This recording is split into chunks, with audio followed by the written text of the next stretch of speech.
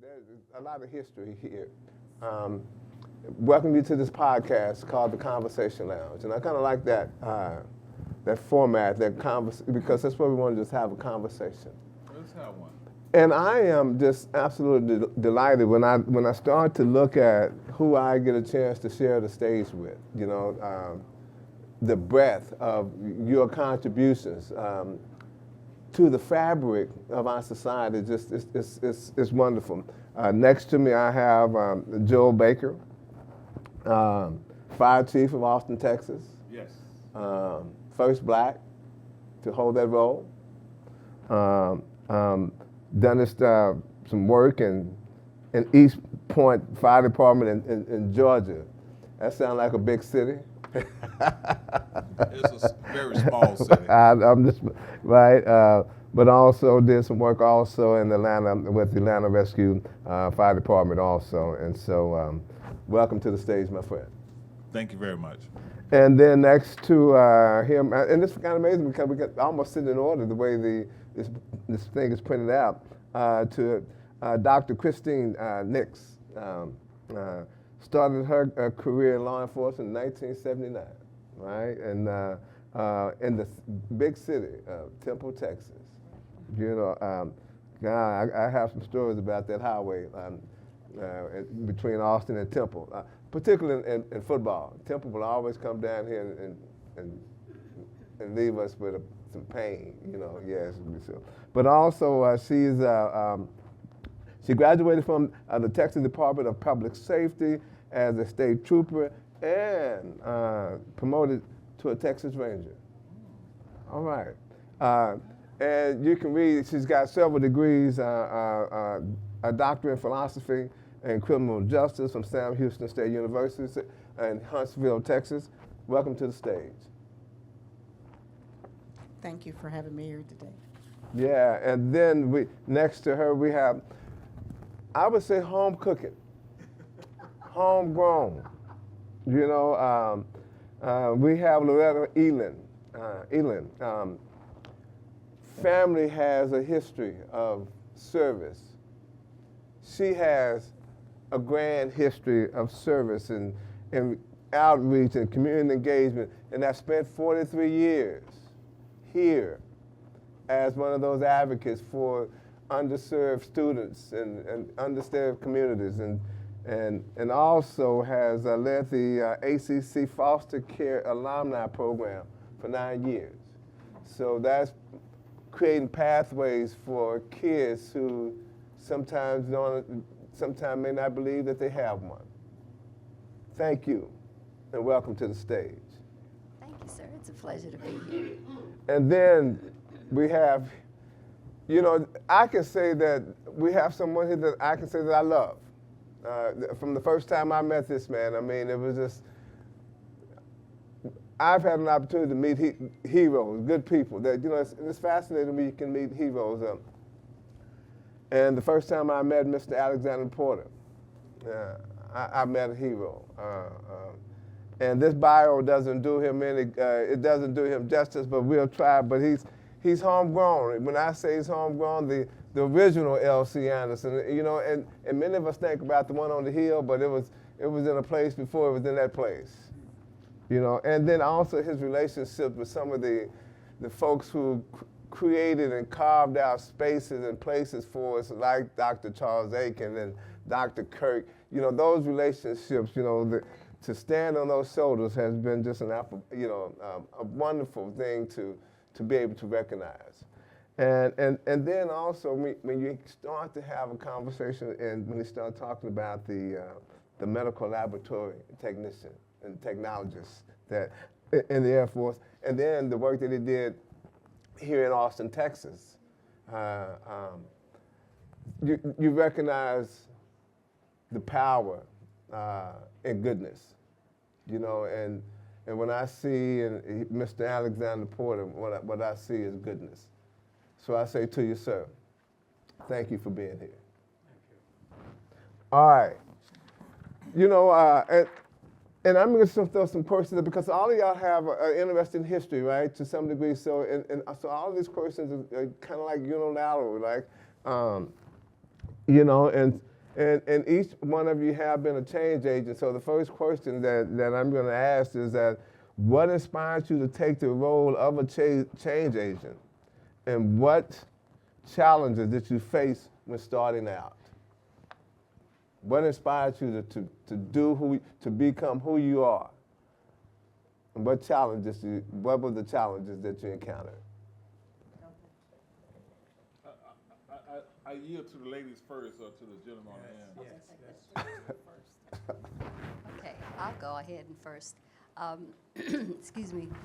One of the things that is not included in the program is that I actually, during the course of the 43 years, served on the school board, elected in 1994 to serve this area, East and Northeast Austin.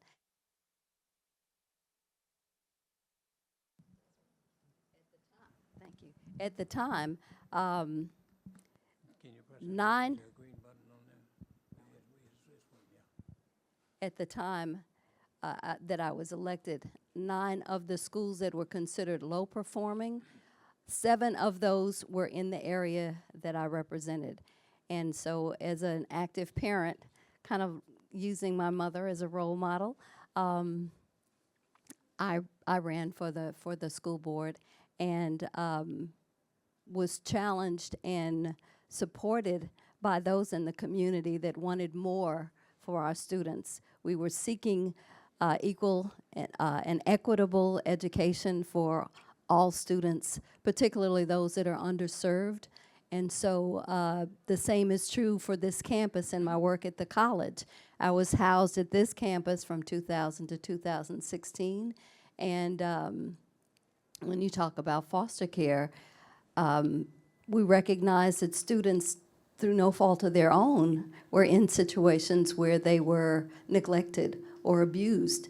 And fortunately, the state offers the opportunity, as a ward of the state, free tuition at any public 2-year or 4-year institution for all of your life. But you have to activate it by your 21st birthday. And so, again, just looking out for the issues and the interest of those students that, you know, through, again, no fault of their own, may not have seen a brighter future for themselves. So I saw it as an opportunity to look out and encourage their involvement, encourage them to continue their education, and to use ACC as a vehicle for that endeavor. The same, again, with the school board, trying to look out and advocate for the students that I represented. And because of the support of the community, I felt empowered to do that. I didn't feel like I was going into those meetings by myself. I had the support of the community behind me, and I think that is kind of what we need to remember when we're thinking about taking on challenges, is that sometimes we're speaking for people that don't see that they have a voice. And if we can be that voice for them, it hopefully will encourage and inspire them to stand up and advocate for themselves and to make a better world for themselves. Good point. Come on, someone else add to that.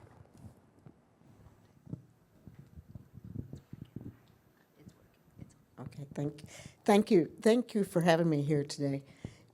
When I started out, I didn't start out trying to change the world. I just wanted to be in an Army uniform and be an officer. And from there, everything just kind of avalanched and just kept going for me. One of the things I realized is that I have an obstinate personality, and every step I took, someone told me I couldn't do it. First, they told me I couldn't be an officer in the Army. Then they told me I couldn't be a police officer. And then they told me I couldn't be a trooper. Then they told me I couldn't be a Texas Ranger. And I didn't see myself as an agent of change. I just saw that there were no other people like me. And I wanted to break those barriers and be a role model so that others could say, well, if she can do it, so can I. Right on, right on. I Well, you have to understand, I grew up in Austin, and I probably know more about Austin than any of the people here on the panel. It wasn't very easy growing up in Austin. We used to have the worst forms of segregation and discrimination that you could imagine. And it didn't matter until I reached the junior high grade and I began to wonder why things were better on one side of town than the other. I had an uncle who wanted to attend law school and he couldn't attend, academically qualified, master's degree from Columbia University, but he could not attend the law school. This raised lots of questions in my mind, and so as a college major in history and government, I began to look at these things. Why was I relegated in my Negro, that's what we were called then, Negro, or black and Mexican background, why was I relegated to this side of town? And if you look at the research, you'll find out that the city of Austin deliberately planned it that way. That to a large extent, plus with the motivation of a lot of teachers in the neighborhood, was the reason why I moved in the direction that I did. Mr. Baker. Yes. First of all, thank you so much for having me and these wonderful panel members here as well. I want to start off by bringing everyone greetings from my city manager, T.C. Broadnax, as well as our mayor, Honorable Mayor Kurt Watson, and all the members of the City Council. But more importantly, I bring you greetings from all of the heroic, brave women and men of the Austin Fire Department, and I believe who come to work every single day and put themselves in harm's way. So being a change agent, I had no desire, no idea, not thinking about becoming a change agent. When I was in elementary school and high school, I was a terrible, awful student. I didn't have HDD or AD, I had BADD, I was bad.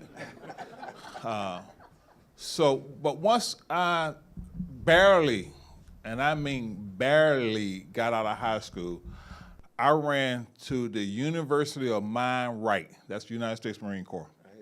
And they got my mind right overnight. And that was the beginning of the change agent experience. They molded me and taught me how to become a change agent without me even knowing that I wanted to be a change agent. So here I am years later on the Atlanta Fire Rescue Department complaining about the leadership. And a firefighter beside me said, quit talking about those dummies and become one. I said, wow, man, I don't know how to accept that one, you know. But what he was telling me, don't complain about the position you're in, get in a position to change it.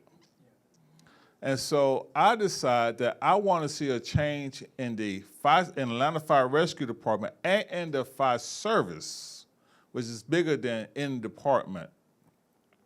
And I want to see a change in a positive way. I want to see people grow. I want to help people grow. I want to work on my professional development. I want to help others with their professional development. And I want to see some changes in the fire service. Some of the things I didn't like to make the fire service better. And so that was the beginning of being a change agent. And I'm so grateful and thankful that I'm here. You mentioned earlier that the first Black or African-American fire chief in Austin. It's not important to be the first, it's important not to be the last. Right on. And I stand on the shoulders of so many African-American men and women who came before me. And I'm so forever grateful. And because all that I have, I owe, I am internally in the red. I'm in debt forever. So I'm trying my best to pay it forward. And there were some good brothers, man. I tell you what, for those of us who's homegrown, and I think he may still be alive.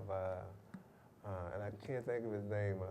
One of the oldest firemen in the history of Austin, Texas. Someone said he was still driving 2 years ago. He may be. Yeah, that name will come to me in a minute. Yeah, I'll think of his name in a minute.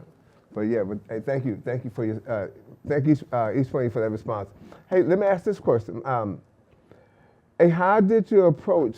How did you approach building once you started gaining some level of significance within your organization, right? How did you work on gaining support for maybe an initiative that you thought about, or a principle that you thought that maybe should be applied? What approaches did you use to build support, to present your position to that point of that issue? I think for me, building support, the first thing you had to do is gain trust. That was a book I read that someone recommended a long time ago called The Speed of Trust by Stephen Covey, I think that's who it is.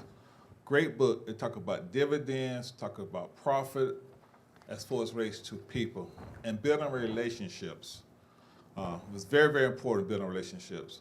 So if I wanted to change a policy or procedure, I start off very high, very demanding, and I know it's not going to work per se. So I surround myself with people who are smarter than I am, and have more institutional knowledge on a particular subject matter than I do. And I gained their trust and I gained their input, and we started committees. And so I may say, for example, I want to change the sick leave policy. And you all already know that my policy is going to be very stringent. So before I implement my policy as the fire chief, let's put the committee together. These are the things I want to see in the policy. These are the changes that I want to see, and this is why we need to make these changes. There's a reason why we're doing this. Okay. And so you all come up with the policy. Help me, help you, help me, help you before I implement something. And so I think having a committee, having people work on these policies, and you, as a leader, you cannot be afraid to have people who are smarter than you working with you. That's a powerful statement. Mr. Porter, you want to try that? Yeah. I want to piggyback on what the chief just said. One of the earliest books that I read many, many years ago was Norman Vincent Peale's The Power of Positive Thinking. Okay. It's worthwhile reading. And then you look at and try to emulate those individuals who have achieved a modicum of success. And I can't say enough. You hear me maybe say a lot about I and me. I need to give whatever credit I have and whose shoulders I'm standing on would be the neighborhood, the village, if you will. And it bothers me when I hear someone say, Chief, I am self-made. Somehow, somewhere along the way, someone gave us a pat on the back, maybe a kick in the shins, or something to help us get to where we are, with the hope and the expectation that we would motivate and inspire someone else to move up that ladder. And so that was my motivation. All right. All right. Come on this way. Come on this way. All right, building on that whole idea of building relationships and the importance of that. When I was brought to this campus in 2000, this campus had just opened in 1999. And as you know, it's right across the street from public housing. And there was concern that we were not attracting that community. And so in the role of community outreach, I felt it important to figure out what the needs were, obviously, of folks in the community by working with the Housing Authority, but also working within our own doors. And that was using the connection with the African American Cultural Center, Mr. Hayes, and figuring out how we can do things that are going to attract more people to come across the street, and figure out that these are resources that you're already paying for. Why not, take advantage of them? And so we decided to design some things like gospel extravaganzas that we had on this campus. At the time, it was Hip Hop into College, and we had a women's health motivation and empowerment conference that we did collaboratively with organizations that are located in this community, that we could then bring those resources here, hopefully attract people, like I said, that live across the street to come and work with us on that. We also worked with the Housing Authority by providing workshops for those residents on how to write a good applications so that they can get the scholarships. So we had some of our English professors to go up right up the hill and talk with the residents about kind of what that good essay might look like. So again, trying to make those connections within the community to help people feel comfortable getting resources and also access to places that they didn't feel like we might be there. People that look like them might be there.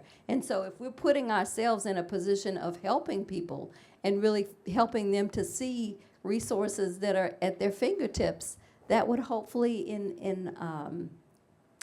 encourage them to come and take advantage of the resources that are right in their backyard. So we had Juneteenth celebrations here. We had, like I said, lots of collaboration with Mr. Hayes and the Cultural Center to make sure that people knew, because this is the only campus that has an African American Cultural Center. It was strategically built as an homage to the old Anderson, because that is literally right up the hill where ACC got its start in 1973. Oh, absolutely. Yes, absolutely. sir. Absolutely.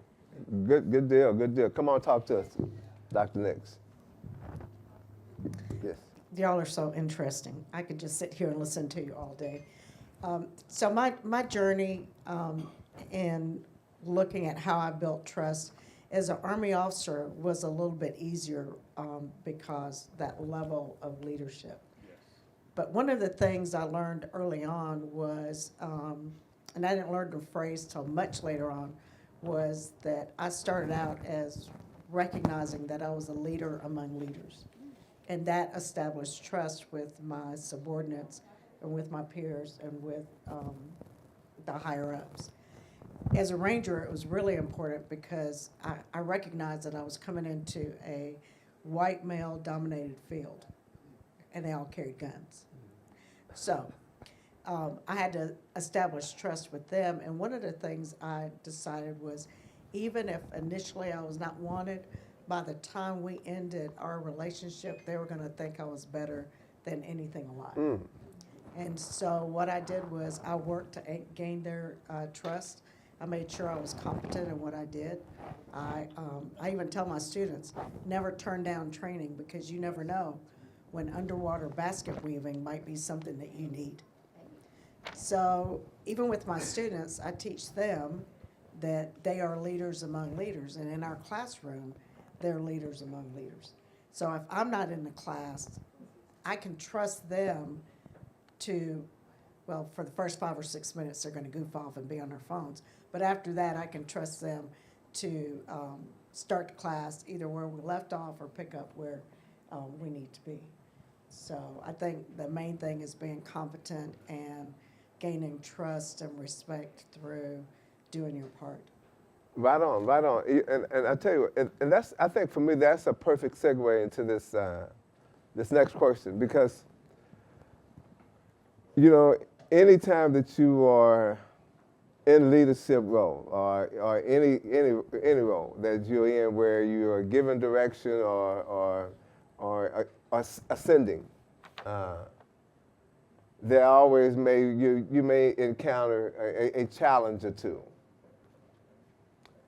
You know, the wind may not always be at your back. So what I want you to talk to us about, when you've had an opportunity, what did you do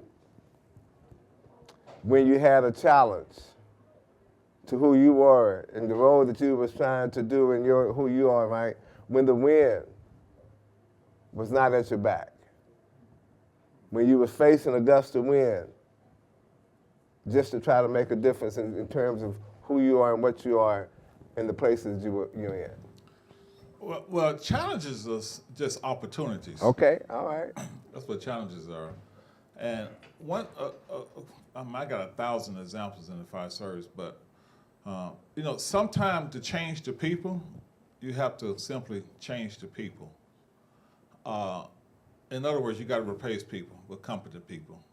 And you can't continue to, I have learned early, promote resumes. You got to promote the best person to get the job done. So for those challenges to make opportunities, you had to set not high expectation, but just set expectation and make those expectations clear.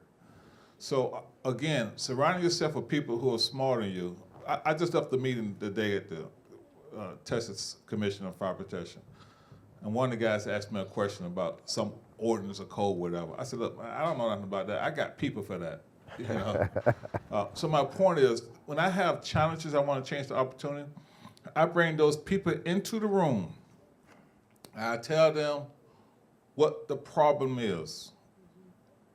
And I say, give me 3 solutions to the problems. I already have a solution. The solution I have is so dumb and so stupid, we don't want to go with that solution. But give me 3 solutions. And out the 3 solutions you bring me, we can come together and decide what solution is going to work for us. If you don't bring me a solution, we're going to go with my solution. We're going to make it work. We're going to make that square peg that I have fit into that round hole. Or you can bring me a solution because this is our problem to solve. I'm the face of the organization as the fire chief. But I don't know everything because I'm the fire chief. That's why I have an executive team. Okay. If I have all the answers, I don't need an executive team. And I tell them, as leaders, we cannot be afraid when our team make a bad decision, then we start punishing them. I tell my team, man, make a decision. If it was the wrong decision, we can recuperate from it. Right. But if you don't give me a decision about the problem or give me a solution about the problem, then we're gonna be stuck here. I don't like being stuck. I wanna get the mission, get the solution, bring me the problem, and we can do it together. I need no help making a bad decision on my own. I need no help walking off the cliff. I am a professional cliff walking off person. I need no help in that department. So we had to do it together. All right, so talk to me about, again, when you face some resistance in your world. Well, going back to the time that I was on the school board, like I said, 7 of the schools that I represented were considered low performing. And the majority of the board at the time, I was the only black on the board at the time, they didn't have a problem with the fact that 7 of the schools were having an issue of low performing. And so it fell on me to figure out how can we bring voice to these concerns and how can we make people aware that in fact, yes, it is your responsibility to look out for the needs of all of our children. And so I drew upon the village. I called in some former board members. I called in some church leaders, other elected officials, other folks that I know that are very active in the community, called them together and asked, how can we come up with some solutions? And we met and came up with what is called and presented as a 6-point plan. Met with the superintendent at the time and talked about how we can bring back the teachers that are the most experienced to the schools that needed them the most, as opposed to kind of putting the folks that were on their way out to retirement at these schools or the ones that were just getting hired at schools that needed the most, and gave the example of when you're in an emergency room, who do you turn to for assistance? You turn to your most talented people, your most experienced people that can come in and come up with a solution to your problem. And so I use that as the same strategy for our students. Our students that are struggling, you bring in somebody that's talented in figuring out different modalities to teach them and help them to get an education, as opposed to leaving it to charter schools or leaving it to someone else to take the responsibility. It is our responsibility. And so putting the funding that's necessary, putting the resources that are necessary to help our students to be successful. So that 6-point plan was presented. The majority of the board did not support it, but yet and still, the superintendent was charged with making sure that that happened. And in fact, several years later, we found that even though it was not in policy, in practice, they took it upon themselves to to make some changes that were significant in helping our students to be more successful. Wow. So, Mr. Porter, talk to us again about a time, a significant time in your life experience when you faced challenges Well, on a mission. in at least 2 instances, I can be grateful and thankful for education and quick thinking. And let me take them one by one very quickly. The first, there was a mention in my bio there about medical technology. I went to the School of Aviation Medicine in Montgomery, Alabama, to learn how to analyze anything and everything that comes out of or off of the human body. That means blood from inside the body. That means any tissue that comes from inside the body or outside the body. I did advanced training in something called cytology, which is the study of cells, cellular morphology. And you might say that we were either the right hand or the left hand of the doctors. Many a time, a lab slip would come down and they would be RO something. That RO meant rule out.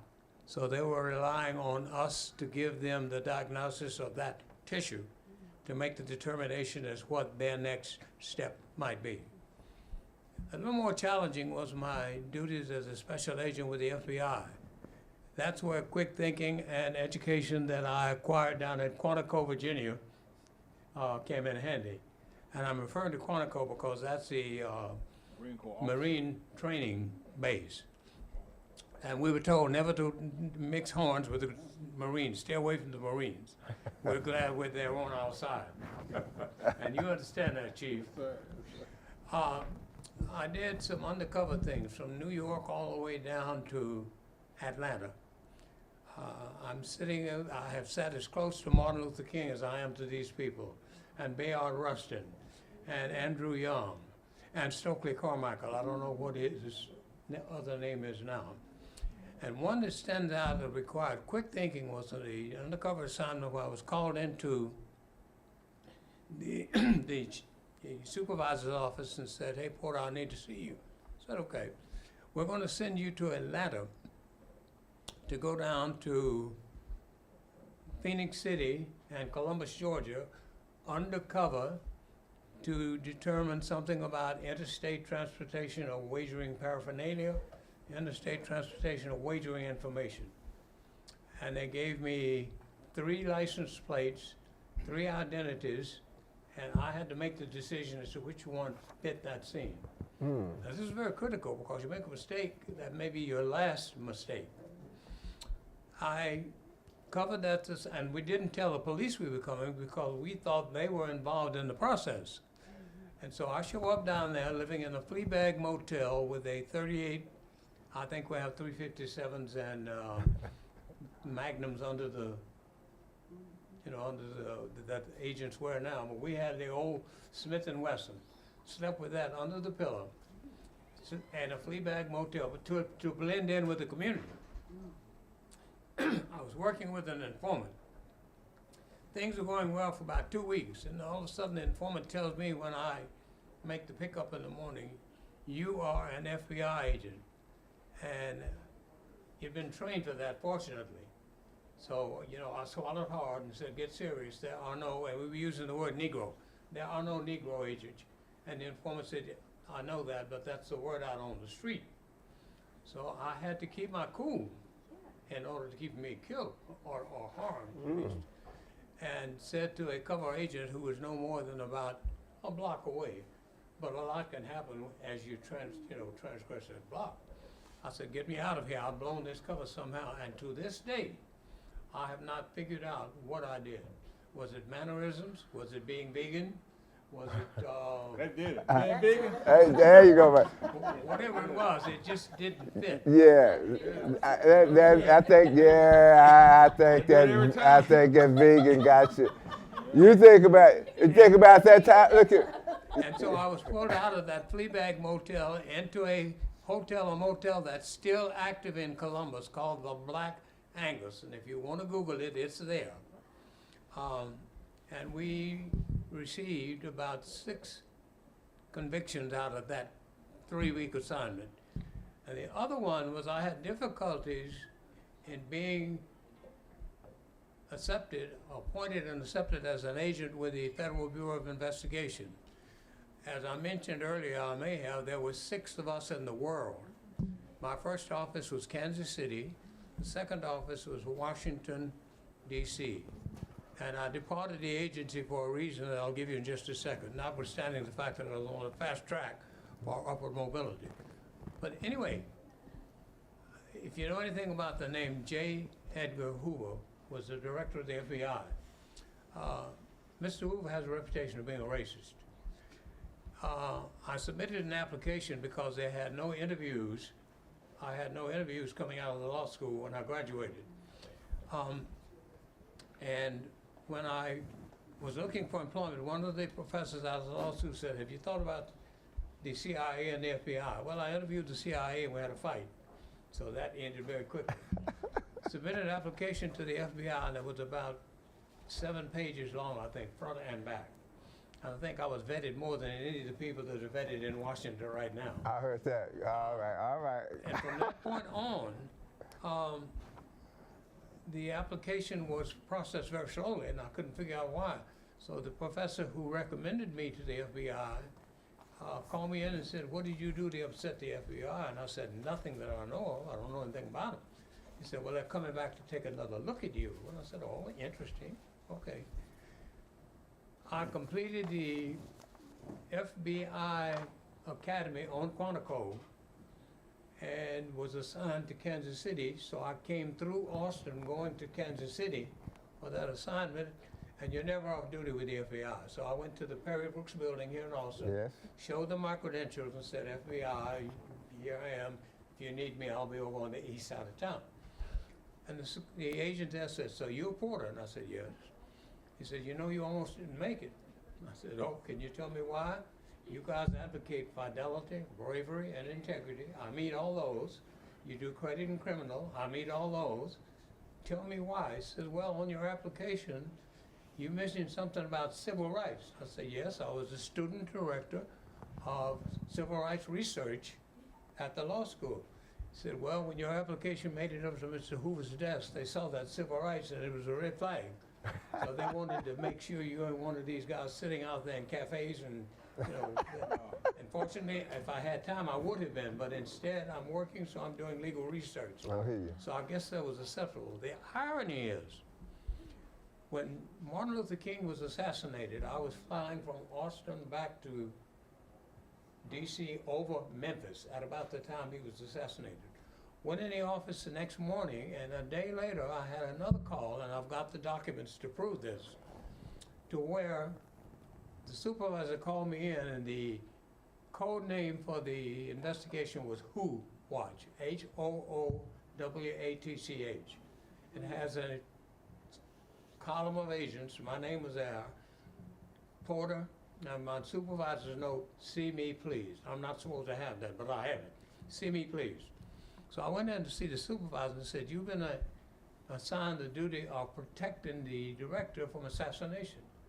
I kind of laughed at him. I said, "You know, this is the guy who apparently was reluctant to accept me as an agent. Wow. And here I am being assigned a 12-hour shift to protect him from someone harming him." Wow. It's amazing. Fortunately, we were told to cover we call him the old man, cover the old man's house. One car in the front going this way, one car in the back going this way, with 2 agents assigned. When one was slept, the other was awake. And we had enough firepower in vehicles to blow this section of the campus off the map. Wow. Fortunately, when they put him to bed, there was no activity. So we didn't have to use that firepower. But again, it was a potential ability to have to be flexible and make very quick changes in both the undercover assignment and the assignment to protect the director. See, I was Can I sit out there? I want to listen to them. but look at. I was gonna say that's stiff win. That's a stiff win. You know. See, and I'm gonna tell you. That's why. But I'm gonna tell you something. But see, that's why I've had you guys on my show, because see, I was hoping you would bring that, because I thought that was one of the most powerful things. And that's one of the full circle moments. But also, that tells you that there's something good about God, you know, and the way he can celebrate, or the God can celebrate your goodness in spite of the minimalization of something less than a God has created. My sister, talk to us about, give us an opportunity to talk when you have perhaps had a challenge or that you've been confronted with. She said, Come behind that. Yeah, what am I going to say after that? So from now on, I want to answer first or second. So I think the most significant stumbling block that I had was when I went in to the Rangers.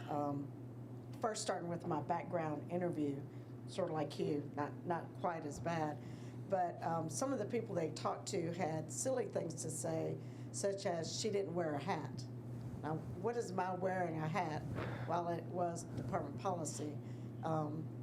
As a black woman in my hair, I mean, I did wear my hat when I had to, but if I didn't have to, I didn't wear it. But that was one of the things they said, what did that have to do with my ability to do the job? So there was a magazine that when I did promote said that the white female ranger that had promoted before me was merely qualified and that I, as a black female, was underqualified. So years go along, when I retired, that same magazine came back and did an article when I retired, just extolling my virtues, that I was the best thing that walked on water since Jesus. Because at that point, they finally figured out that not only was I qualified, I probably was more qualified than a lot of people. I had a military background, I had a college degree, I spoke 2 languages. I was a linguist in the military. So this is just one of those things that I just had to wait long enough, work, not take it personally. That doesn't mean that I didn't go have a hissy fit when I read that article, and for a long time I'd go back and read it, go kick a wall, because it'd make me mad, and then I would remember, oh yeah, I'm a child of God. They don't get to take my crown away from me. So I got attitude after that. okay, hey, you know, this is rich. So let me do this one, because you don't get to these points, right? You know, without some level of collaboration, relationship. How talk to me about the impact this perhaps had on family or relationships that in any way, both positive, negative. What and I ask that question because I think about like the guys who were my mentors, right? How sometimes they had to give time away from their family.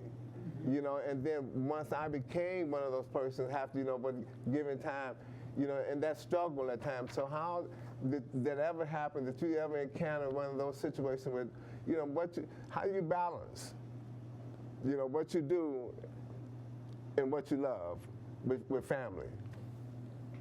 I'm going to go first this time. And I'm going after you. So my children were quite young when I promoted into the Rangers. They were accustomed to me being in the Army Reserves and going once a month, and as my children said, going and playing Army while they spent time with their grandparents. But it was hard because once my marriage ended, and it was right after I made Ranger, they were old enough to stay by themselves, but we had to put things into place to keep them safe. And I was thinking about that as I was coming here today. One of the things is they were not allowed to answer the door, ever. So you know what I'm talking about. However, I didn't realize how much of an impact what I did had on them until the night I went outside, because someone came out of the house, and I always told them to go to the back. When I came back in, one of them was on one side of the wall with a baseball bat, and the other one was on the other side with a golf club. and I said, what are y'all doing? And they said, we got your back, Mom. It's like, all right, but, and so that's how I knew that it was taking an impact. For my son, it was, if I went out with friends, I needed to be back by midnight. 12 o'clock for whatever reason was his time. If I was late coming back from work, I think in his mind, if I came home after midnight, something had happened. So it does take an impact, especially when you're single. I came home one day and there was a pamphlet from the KKK in my yard. And all I could think was either this is when I was a trooper and driving the black and white, either is there someone within the department that is in KKK and they got the wrong house, or was this a warning for me? And so it makes you close in on your family even more. Yes? Wow. However, I am petty. And one of the leaders of the KKK lived not too far from me and used to go to the same donut shop as me. And you know my mouth, I would stand behind him and say things. So, I am petty. But let me ask this question: did you ever get him a chocolate covered donut? No, but I did remind him on several occasions that I had to go and protect them at a rally. I heard that. So, and told him he was welcome. Right on, right on. All right, who wants to follow this? All right, come to the ceiling, talk to us. Well, in terms of challenges, I was fortunate and am fortunate that my husband, my family are very supportive of the time that I spend not only at the college, but in the role as a school board member. My husband actually suggested that I run and really talked to me about the importance of being a good role model for our daughters. And he tells a story about my youngest daughter, who at the time was like maybe 2 or 3. When I'd be on TV at school board meetings until the wee hours of the morning, and then getting up and waking everybody up and getting them off to school the next day, my youngest daughter would come to the TV and give me a kiss. But it just instilled in them the, I think, the interest in looking out for the needs of others. And like I said, he's been very supportive over the years. He had worked before with the former board member, Ms. Hart, and had served on a committee, and she was trying to get him to run, and he said, "No, I'm not interested in running." And he said, "Well, you know, maybe talk to Loretta," because I was active with PTA and stuff, and she supported me serving on a bond advisory committee, and that ultimately led to the school board. And so having the children buy into that was funny, because being on the board, my other 2 daughters had teachers that would try and talk to them about raises, hoping to get that idea plugged into to my ears so that I could take some positive action. But I think it also instilled in them the opportunity to see how it's helpful to be in a role where you can help others and help underserved communities. And so as a result, my daughters have, I am fortunate in that all 3 have graduated from college. They're doing their own thing. They're, you know, positive leaders in their own right. But I think part of that is, again, the exposure to seeing what is possible when you are looking out for the needs of others. And I think that bringing them to different events that we would have, making sure that they kind of saw some things from the eyes of a person that was in that position, them seeing me ponder over all of these volumes of paper that we would get on an annual basis. This was before computers were kind of coming into play. So we get these mailings every Friday, and we just have glue globs of paper that we had to get through. And of course, you had to have at least gone through the information so that when you get to the board meeting and you ask a question and they tell you, well, it was in your documents. And so I hold up and I made a point of having all the papers there and said, well, it was not in any of the ones that I reviewed. So again, you have to be knowledgeable, you have to be challenged, and again, to have the support from folks at home to say, it's okay for you to spend this kind of time because it's an investment in our collective future. So that buy-in is really critical, not to mention like I said, my mother was the first school board member elected. She was elected two days after Dr. King was assassinated, and she served the whole district. It was before they broke it into districts, and so to have that kind of role model there. My father was very supportive at the time in education as well. So I mean, I hit the jackpot in terms of blessings both from my parents as well as the support from my husband. So it made a tremendous difference in me feeling empowered to be able to come into those meetings where at times we encourage people to come and speak at board meetings and kind of share their information, and to be confronted at the end of the meeting by a board member that was outraged that all these people are coming to us and sharing their needs. And these are, of course, Black people that you don't normally come to board meetings.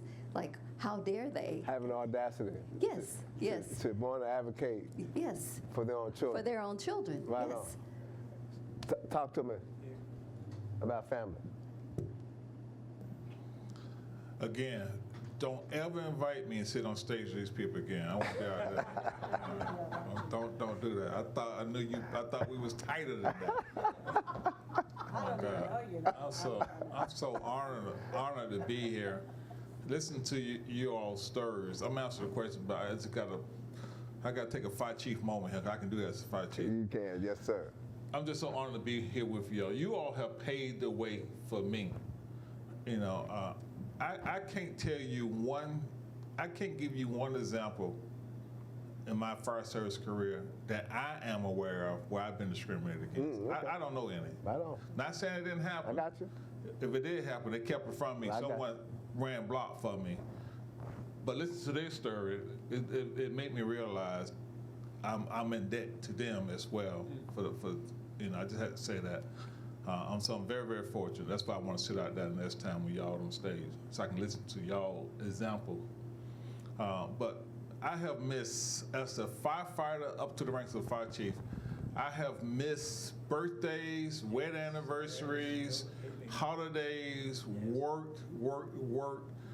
When I was going to school, because I was a terrible student, but when I was working on my associate and bachelor's and master's degree, I have swapped with people. I work for you on a Saturday or a Sunday or a holiday, because I need to be off on Monday and Wednesday to go to school. I got you. So I work for you on your holidays and Christmas Day so I can be off. So I miss a lot of family time. I missed a lot of family time thinking I was doing what was best for the family, but in reality, I was doing what was best for me. I'm saying it again because some of y'all missed that. I missed a lot of family time thinking I was doing what was best for the family, but I was doing what was best for me, and not realizing that till you see the kids grown, and you see your wife acting crazy at you. You know, you acting crazy. I said, man, I sacrificed a lot, but because I did what I thought for me, it paid off for the family in the end. I got you. Okay. You say you spoke 2 languages. Yeah. My daughter speaks 5 languages. My daughter's been all over the world. I ain't been nowhere. She got more stamps on her passport than I got in mine. You know, but I have seen the world through her eyes. Right She's on. in Ecuador right now studying abroad for school. Right But on. the point I'm making here, the collaboration of the family, it takes that village. Absolutely.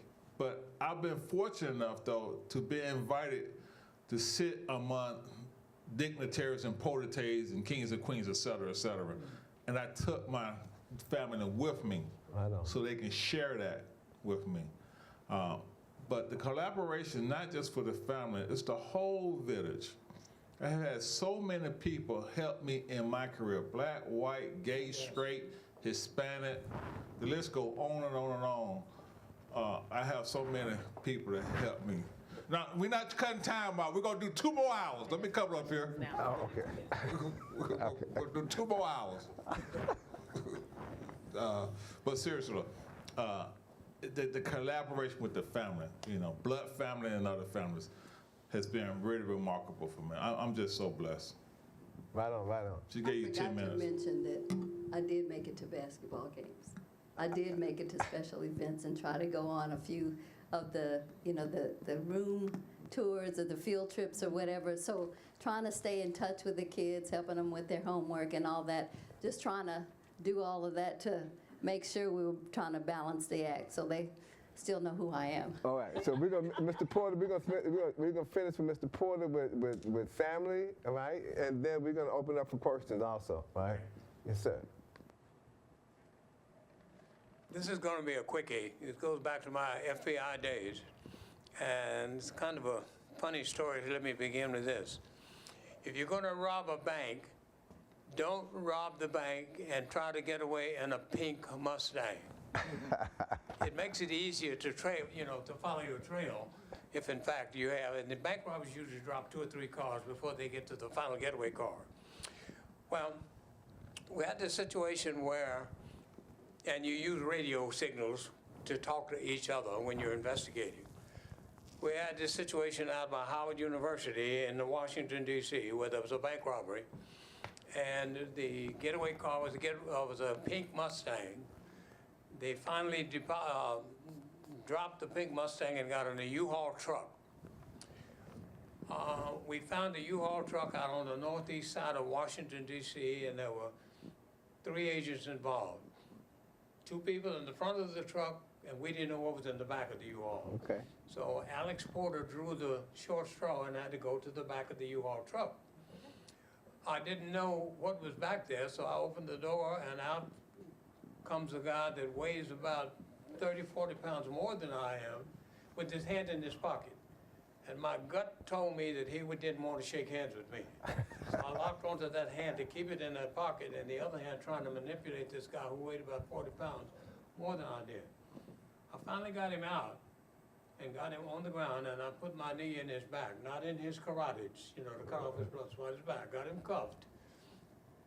And the ladies may not know what this is. The guys might know what a detective special, Saturday night special is. Very dangerous at short range, not too effective at long range. Anyway, I pulled his hand out of his pocket, and the detective Saturday night special fell on the sidewalk. Okay. The agents who came over to help after I had done everything that I had to do said that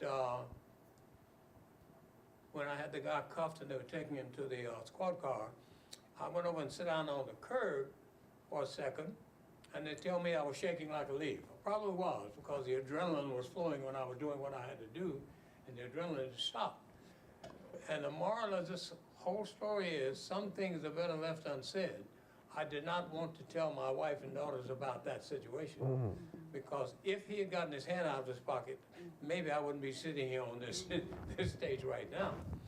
And I don't tell these stories unless I can back them up. I've got my daughter's scrapbook to this stuff, and I've got the memos and all that out in the car where I received commendation for being brave and all that. Had nothing to do with bravery. It just didn't want to get shot. Very simple. So I did have to conceal some things to keep the peace, even though the fraternity was such that on occasion husbands would tell other wives would get together and talk, and then when I started being interrogated by my wife, the way she asked the question led me to know that she already knew something, so it was just as well that I come clean I heard that. and tell the story. All right, wow. You know what? This is one of these conversations we could do for a long time. And this is why I think I do what I do, you know, as a community engagement opportunist, you know, I mean, you know, I'm homegrown. I mean, I walk these places. I know what it's like to be the first elected individual in a community like Pflugerville, and I know what it's like to have those calls at night. Somebody's not want to treat you right, you know. But also I know what it's like to get a call from Air Force One, you know, when my son is flying on it with the first black president of the United States of America. Hey, y'all have enriched me, and I imagine you have enriched the folks out there listening. Hey, before we open it up to questions, if anyone have questions, how do we want to do this? How do we want to do the questions? Do we just want to shout them out? Any of you guys anybody have any questions you want to ask of any of these great, I mean, these folks with this balance? Yes, come on. He said it's Saturday Night Special. A Saturday Night Special is a very short 22 revolver. And again, 22 slug, if you're familiar with that, is very small, as opposed to a 38 or 357 Magnum shell. And with the short barrel on the back, and the bad guys used to carry these Pull the mic around up to with you. them. To you. The bad guys used to carry these, and girls used to carry these around with them when they wanted to be, you know, conceal the weapon. The range of that thing, being that small with a very short barrel, is not very good. If I wanted to hit Ken, I could probably hit Ken and do some damage from here. But if Ken was where you are, then there's no danger there. It just so happened that I'm pulling him out of the back of the U-Haul, so he and I are as close as we are together. So at that range, and not knowing what was in his hand, that could have been a very dangerous. And by the way, one other thing. When you see the FBI story on television, don't believe all that. That's embellished to make it seem like it's a good story. There are elements of danger involved, but not that much. And every show you look at has that danger. That's not the case. You run into a dangerous situation every now and then, but you just have to be eternally vigilant. But that's what a Saturday Night Special is, a very small caliber weapon. Does that answer your question? Yes, thank you. Okay. All right, any other questions? Go ahead. It's also easy to conceal. That's why they call it Saturday Night Special. But I want to give a shout out to my sister-in-law back there, the officer that's been watching everybody's six. Thank you, ma'am. Right on, right on. So, you have a question right here? Yeah, I got a two-part question. I asked FBI. Okay. Come on, you got to shout it out. You got to come on up. Come. Yeah, there you go. Thank you, ma'am. Thank you. Okay.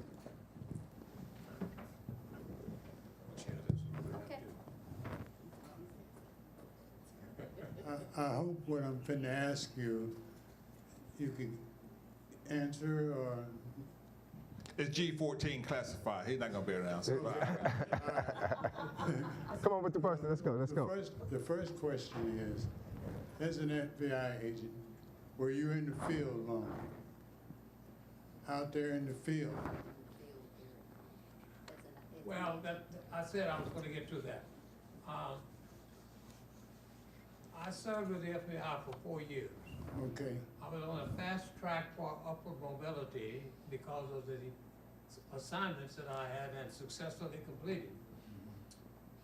My dad was here in Austin, Texas, and had a leg amputated, and he was giving my mom fits. And my mom just casually mentioned that she was having a hard time, and I said, well, maybe I'll transfer to San Antonio and request a subsequent transfer to Austin to the Perry Brooks building.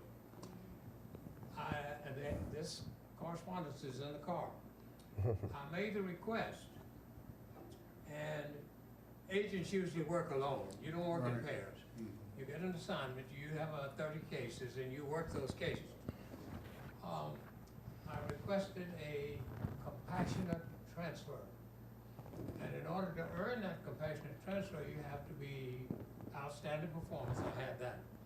You had to have done something to exemplify your position. I had done that with the apprehension of the bank robber and the award that came with that, and the fines, savings, recovers, and fugitives apprehended, and all that. And the white agents requesting compassionate transfers were receiving them. And there are only, again, 6 of us in the world. And I make this transfer, and I do the usual thing.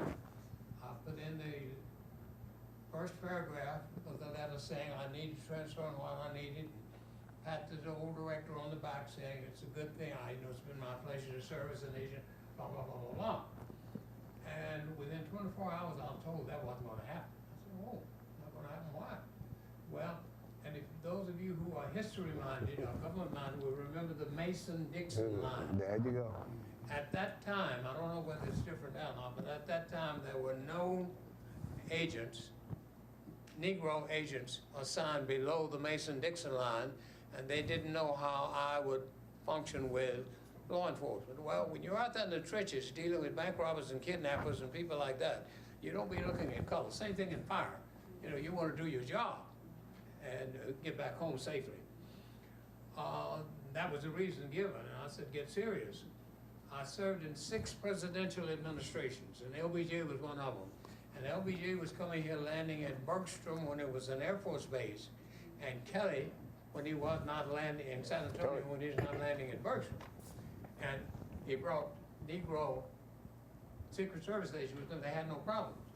Well, they said, well, we're not ready to do that now. So quickly, within 24 hours, I took the first paragraph of that letter and changed it from I need the compassionate transfer to I hereby submit my letter of resignation. I am family oriented. And I know there's some dangers involved, but that was not a dangerous situation. That to me was a very simple request, denied for racial reasons. And so we did work alone, but we had immediate radio contact with each other should that, should extra help become necessary.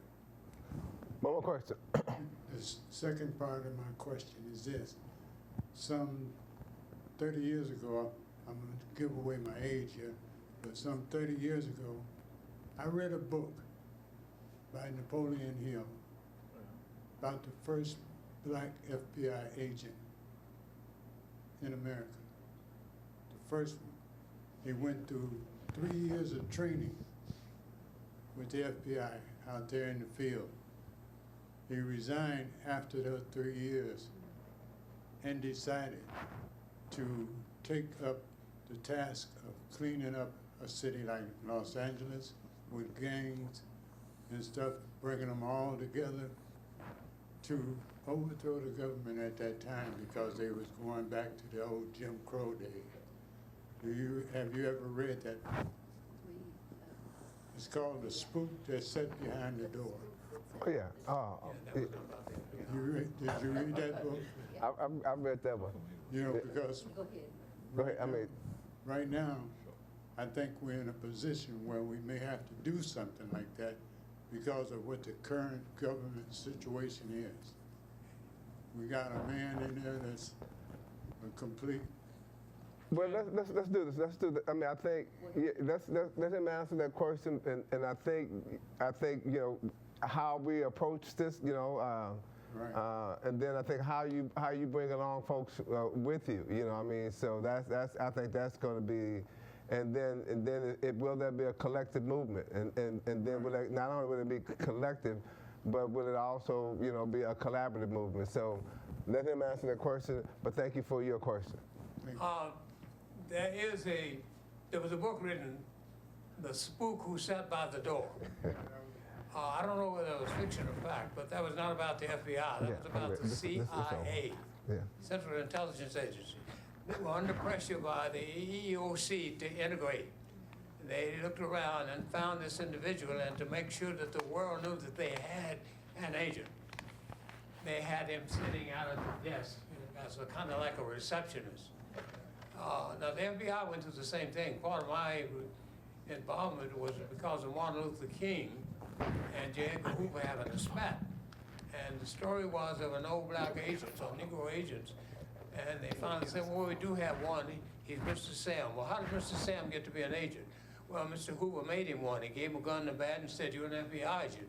Well, how do others get to be FBI agents? They have to go to the academy down at Quantico, graduate from that academy, go through a year of probationary activity somewhere, and at that time you were given a provisional appointment. But that was the spook that sat by the door, I think you're referring to, and that was about the CIA, not the FBI. All right. right. Hey, God. No more questions? We got No, five this, more no, minutes? no, that's it. I mean, we got a, you know what? The sister got her hand up. Come on. You know, yes. Can y'all hear me? No, put that mic. No. You need that mic. That mic because it's recorded. Yes, ma'am. It's recorded. Yeah. Oh my God. Okay, so first of all, thank you all so much for sharing your experiences with us. Thank you for being the change agents and leaders that you are. My question is, how did you, I guess, kind of protect just your own mental health, mental well-being, being, you know, change agents, you know, in the different capacities that you're in? That's, okay. Well, that's a good question.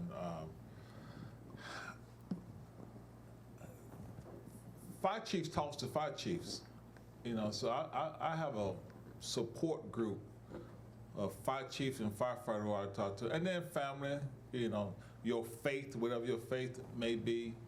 And I'm just a people person. You know, I go to the community, I tell the community, call me Joel. Don't call me fire chief. And I say it because if I'm having a hard time at city council or with whomever, the community will come out for Joel Baker. They're not gonna come out for Fire Chief Baker. So I'm just a people person. When I get stressed, I got enough sick leave on the book. I take off and ride my motorcycle somewhere or hang out with some friends. And this fire chief role I'm in, it's a role that I'm in. This is not who I am. I'm Joel G. Baker from Atlanta, Georgia.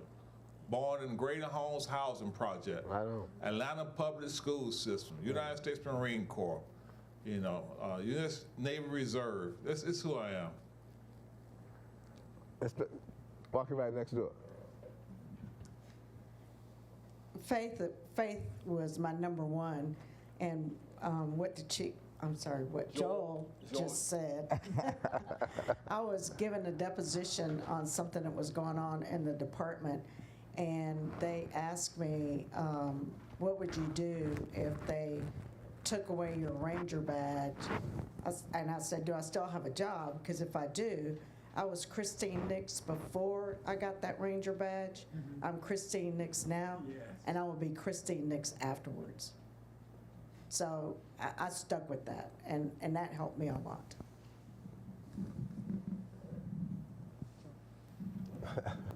So building on what's already been said in terms of having faith and turning to that, but also trying to find some ways to kind of unwind. I like reading to little kids, so I find myself at some of the schools nearby, spending time. I like to dance. I also like... Let me see, I don't believe you. I also like working puzzles, but really just trying to spend time with family and getting away from time to time, just to kind of take in a different kind of scenery, on the water, by a beach, just kind of chillaxing a little bit, but trying to recognize that you gotta kind of take a little time away. And it was interesting, I just came back from a Texas Association of Black Personnel in Higher Education conference, and they talked about finding someone that would hold you accountable, one of your associates that will hold you accountable, that knows when you kind of getting a little bit too edgy on something that maybe doesn't need that kind of edge, just to kind of pull your coattails and say, you know, let's back up a minute, let's kind of give you a little space. But, you know, just trying to find ways to connect with people in different kinds of opportunities that will help you to see that, you know, might not need to take this just as seriously as you're taking it. You know, there's another way to maybe approach this. If you give yourself just a little time out to kind of think about it, it may not be as difficult as you think. Mr. Porter, close us out, please, sir. I'm sorry. I said close us out. He said take 30 seconds and close us out. Well, I can tell a lot of stories, and they're not stories, they're actually true. But I, like the chief, want to commend everyone here, because again, I mentioned something about not being self-made. Yes. Bring that mic to you. We all had hands and feet and whatever helping us along. And it's just my pleasure to be a part of this group and to acknowledge that hopefully I have conducted myself in such a way that I can have someone standing on my shoulders. And that's a 10-4 for me, Ken. All right, well, and I would take, as we close, I will say this, sir, to you. In your presence, I am honored. I am honored to stand on your shoulders. Thank you. Can you give me a round of applause for this audience?